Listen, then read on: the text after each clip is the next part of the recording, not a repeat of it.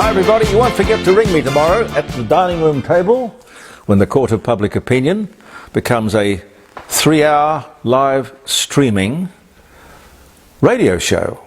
JeremyCordeaux.com. And the phone number to ring us on is 0491 65 68 60. But I'll remind you of that if you tune in. It's easy to do, JeremyCordeaux.com, and we will be there. I was going to say how nice that piece of whatever it was you put in at the end of the show yesterday, but of course I haven't seen it yet. No. Sort of like time traveling. Anyway, we'll talk about that on Friday as well. Or maybe play it again. It is a song, is it? Yes. Yes, okay. All right. Anti-Semitic rallies in Adelaide last Sunday. I didn't mention them to you before now. Probably should have. It's about pro-Palestine and Arab protesters demonstrating against the war in Gaza. Fine. Look, we all deplore war and the consequences of war, particularly this war. See, the Israelis run the risk of a tactical victory over Hamas, but a strategic loss in the court of public opinion. But the thing I want to say to all of those protesters, if they were right here now, I would say it. Hamas started it. They started it. Don't poke the bear. Did they not think there would be dire consequences for their attack on Israel? When you think of unprovoked attacks, the Japanese attack on Pearl Harbor in 1941 comes to mind. 2,400 people killed. This resulted in a fierce, unrelenting, determined war, which showed no mercy and concluded only with the dropping of 2 atomic bombs on Japan. Hundreds of thousands of men, women and children, civilians, were killed. The lesson for the Japanese: don't start something that you can't finish. And the same thing applies to Hamas. Anyway, hospital ramping is out of control, continues to be out of control. February was a record month for ramping. Isn't it amazing? Such an issue at the last election. A total failure by the present government to rectify the problem as promised, yet nothing. No media condemnation. There are reports, but no outrage or questions, pointed questions being asked. No problems with the ambulance union. Just amazing. One of our great sponsors is Jim Elder from Elder's Fine Art Gallery. Let me just remind you again, he's on the lookout for pictures for his fabulous auctions. He has 3 a year. Elder's Fine Art Gallery in Melbourne Street, North Adelaide. He's calling for entries in the forthcoming March-April auction. Australian and international paintings. Jim will organise a no-obligation appraisal. He's looking for noted Australian and international artists. You see, I don't know about you, but I wouldn't know. A painting on the wall is a painting I look at and admire, or I don't. But they are of incredible importance, worth sometimes thousands, even hundreds of thousands of dollars. Well, having got your appraisal, you might think, well, I'm going to move this thing into pride of place, a prominent place, or, of course, the option is there to sell it. No harm finding out. Jim and Helen Elder, their beautiful art gallery is at 106 Melbourne Street, North Adelaide. They're open Monday to Friday, 10 till 5. All you need to do is call Jim on 8267 2869. I hate it when people rattle off phone numbers like you'd never get it down. 8267 2869, or Jim's mobile phone is 0417 0417 811184. And don't forget that Hans Hyson that sold for nearly $30,000 in the December sale. Somebody got a happy surprise. The government wants to organise a deer cull. A deer cull. I'm totally against these things. You know how I feel about the Brumbies, and Pete would feel exactly the same way. Yes. And the koalas. Good Lord, I just don't know. Humankind, we're a strange lot. Anyway, I think it requires public opinion to be heard loud and clear on issues like this. Because culling these wonderful, majestic creatures, they're not culling them, they're killing them. These majestic animals, they do it for, in my opinion, no good reason. They can't convince me there's a good reason. Can I just add that the greatest, in my opinion, the greatest plague on the planet is the human species. We are out of control, destroying every other living thing to accommodate our expanding population. It's out of control. We'll kill anything that gets in our way. We'll even kill our own kind. Yes. Ah, dear, oh dear. We were talking with Frances Nelson KC on Friday, last Friday, at the dining room table, jeremycordeaux.com. She's the chair of the parole board, in fact has been for the last 40 years. And the problem of child offenders came up. It is getting worse and worse. It really is. Monday, we heard that in Melbourne, a 13-year-old boy had been arrested for an attack, a sexual assault, carried out on a woman jogger in the Parklands. It's alleged that he tried to rip her clothes off. This is in broad daylight. Terrifying the woman, of course. 13 years old, ladies and gentlemen. Now, as we were discussing on Friday, they want to lift the age of criminal responsibility to 14. Now, Frances Nelson's quite against it. I am too.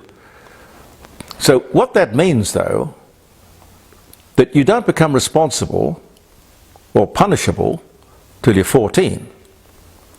So rape, murder, whatever crime is committed by people under the age of 14 would go unpunished. Can't do anything. Nothing. And wouldn't that kind of attract people or tempt people to do things they might not otherwise do, knowing there was no punishment? And as Frances said, she is dealing with children as young as 8. As young as 8 who have committed serious crime. We, of course, are dealing with the effect. We've got to go to the cause. I personally think that we are desensitizing children. Violent video games and television programs, movies, even some aspects of sport and entertainment. We are failing with discipline and moral guidance. Long-time principal in 3 states of Australia, Mr. Robert Huff, he says parents increasingly don't teach kids values and respect for the law. This guy's been a teacher for 50 years.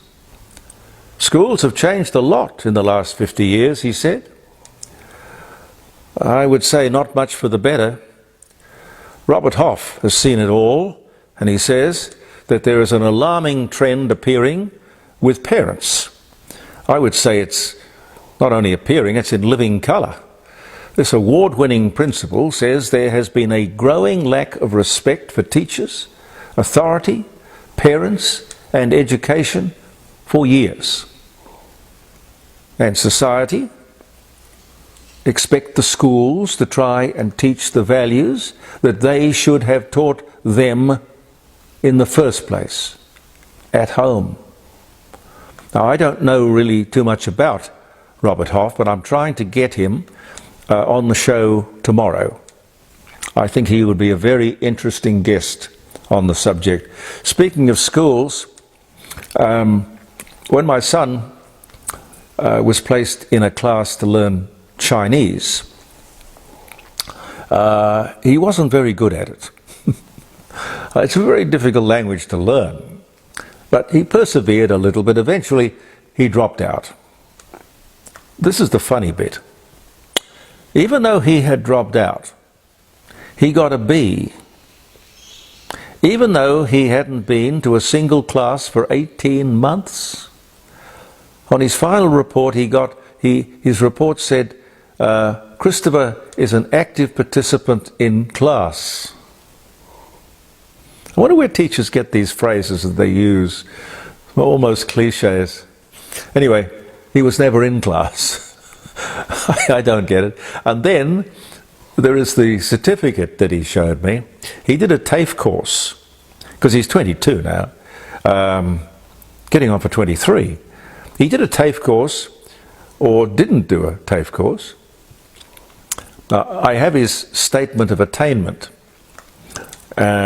His achievement in media and the screen, which is what he wants to do. Things like modelling techniques, work in the creative arts and industry, health and safety practices, digital image and creative design, critical thinking in the team environment, whatever the hell that is. The certificate, he should frame it, because he never completed the course. Never completed the course. What in God's name is going on in education? Apart from their obsession with woke and inclusive political correctness, no discipline, it would seem no education either.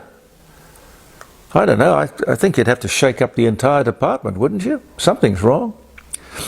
Anthony Albanese, speaking just ahead of the Dunkley by-election, said, Australians are earning more money, and with these new tax cuts, you will keep more of it. That, of course, is a lie. After inflation, mostly caused by Labor's ridiculously high electricity prices and the accelerating cost of living, then there's the removal of the low to middle income tax offset, worth $1,500 to most everyone, and the relentless quarterly excise increases on the price of alcohol, tobacco and petrol. That worker, referred to by the Prime Minister, is demonstrably worse off. Tax cuts or no tax cuts. And just because Labor talks about the cost of living endlessly, it doesn't mean their policies aren't responsible for the problem.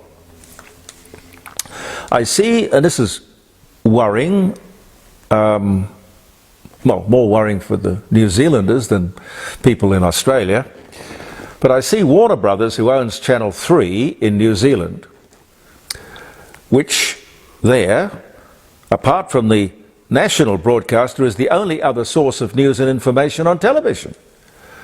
They've decided to close it down. Close it down. Sack the entire newsroom. 300 to 400 people have lost their jobs. It begs the question, if you are a media operator, do you have more responsibility than just making money for your shareholders? That license is a very grave responsibility and obligation.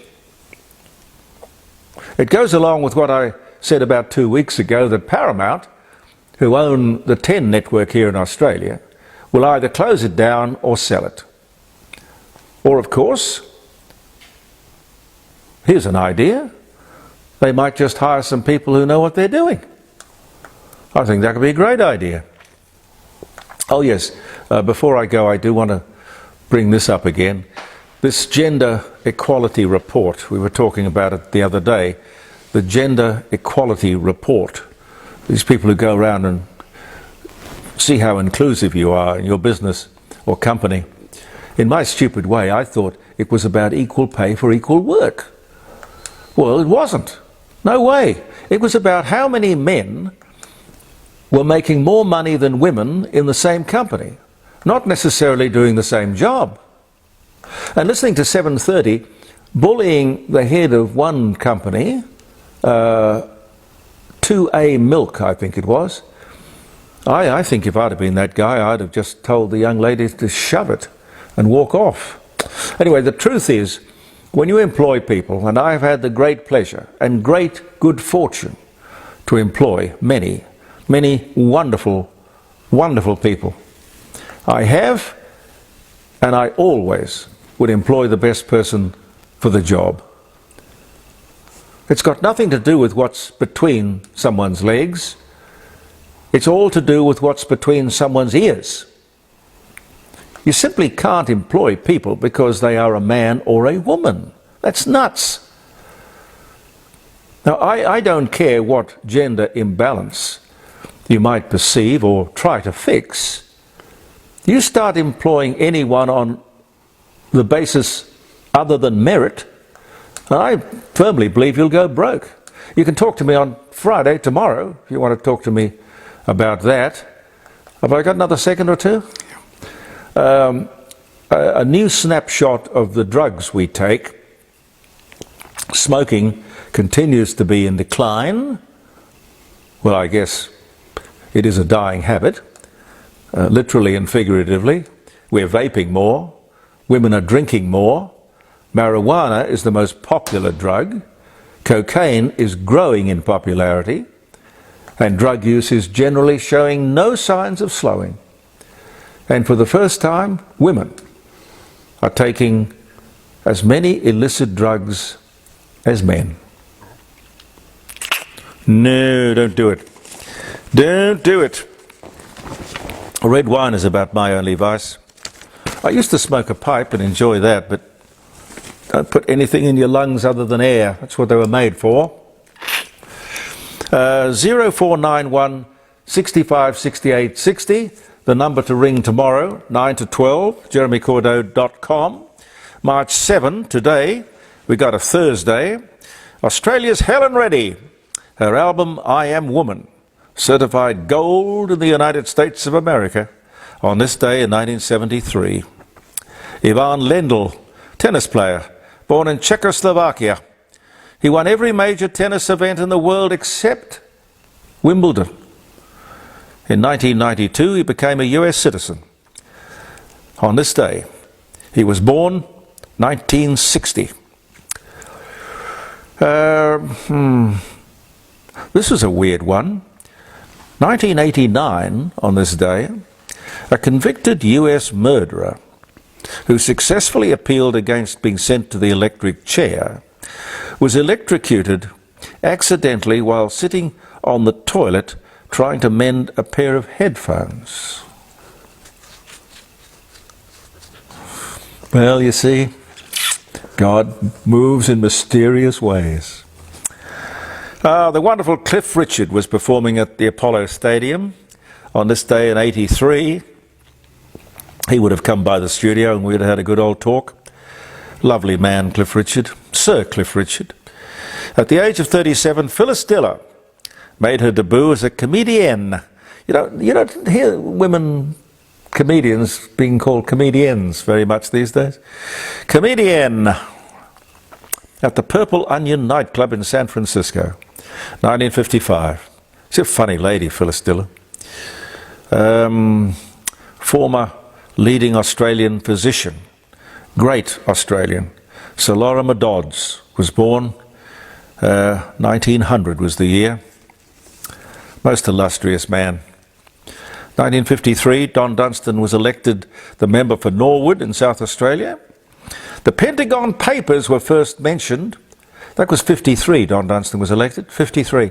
The Pentagon Papers were first mentioned in a US newspaper, front page story in the Boston Globe, this day in 1971.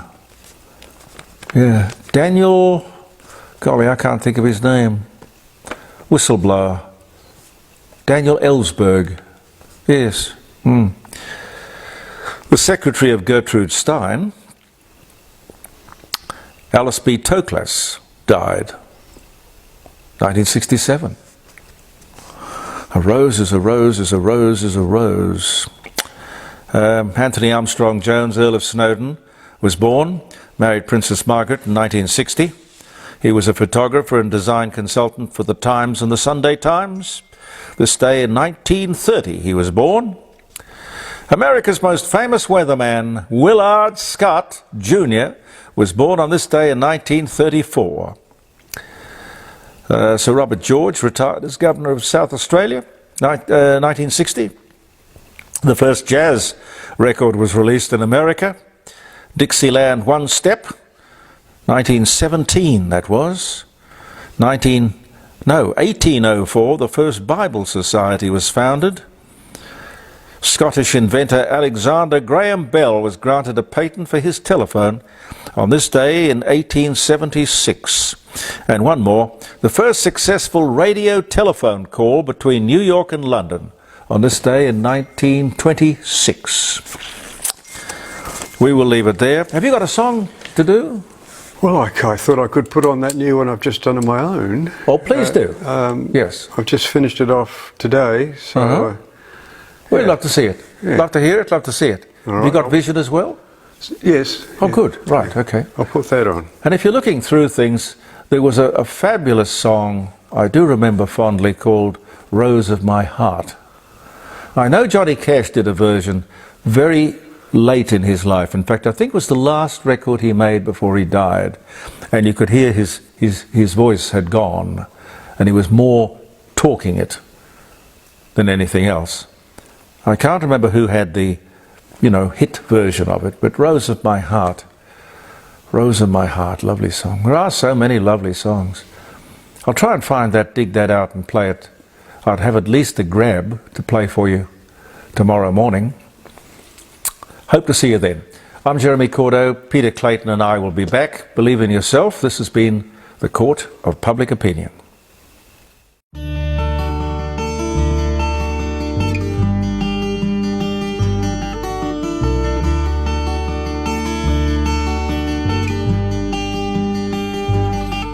It's a long way back home. It's a long way back from here. I've got to make it on my own, but I know my sweet love's waiting there. I'm gonna hold her in my arms, I'm gonna feel her all around me, and love her like there's no tomorrow. Her love is all I need. It's a long way back to love, from the place where I've been hiding, looking at the night sky up above. I know the sun will soon be rising. I'm gonna hold her in my arms, I'm gonna feel her all around me, and love her like there's no tomorrow. Her love is all I need.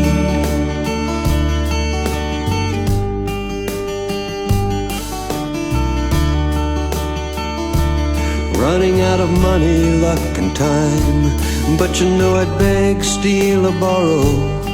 I've got one thing on my mind, I'll be in her loving arms tomorrow. I'm gonna hold her in my arms, I'm gonna feel her all around me, and love her like there's no tomorrow. Her love is all I need. Her love is all I need.